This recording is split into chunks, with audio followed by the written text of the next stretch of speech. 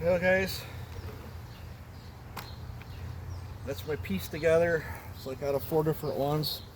I don't know what coil I put in that one, but it seems to have a much higher RPM like range. I can still hear it hitting the ref limiter every now and then, but it's like not off it. But I do have a clone muffler, and this piece is clone. I did have to bore it out. There's a couple other clone parts in it. It is a very well used OEM cylinder. The piston's out of a different saw, and the ring is out of a different saw yet. And then it's a fairly new crankcase. I went with that one because I didn't have to order seals for all my other crankcases have air leaks in them. So this was a new engine that the crankcase was a new engine I bought just for the cylinder, and then I used the piston for something else. This does have piston work in it. The exhaust is raised to about half of that little notch that's in there. I did lower the intake just a fuzz about to the factory chamfer, and then raised it about to the factory chamfer, and then I widened it about out to the factory chamfer, and then I reshaped it. And it does have a timing advance. It's probably slide that up with my scrunch. See if I can get it to break loose without bending my screwdriver here. I filled it up before coming out. Yeah,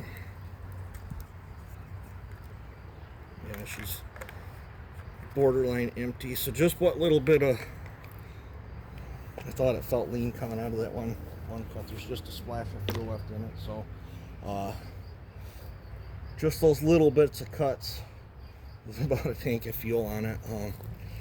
That's why I don't push them that hot for the guys that live in a tree, because they run like the Dickens, but they gobble fuel, and they only hold you much fuel to begin with. So especially a tree guy that climbs up there and doesn't have a ground crew, he doesn't want to have to pull cans up there when he's up in a tree. But for what I'm going to do with it, I don't care. This will be totally fine for me. It's a fun little hot rod, and probably going to be upgrading the air filter system. And no carb work yet either. That's still stock carburetor. In fact, it requires so much fuel that I'm out on the high-speed jetting all the way.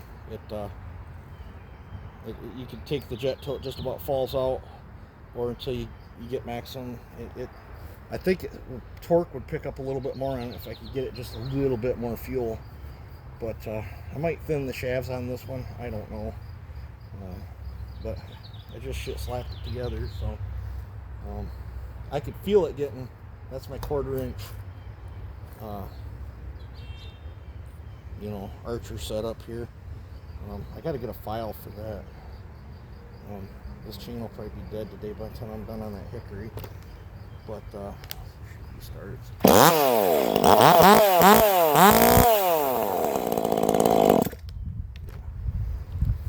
So yeah, I guess I'm gonna go out and beat the shit out of it later today. But there's my slap together little hot rod. I like it. So you guys have a good one.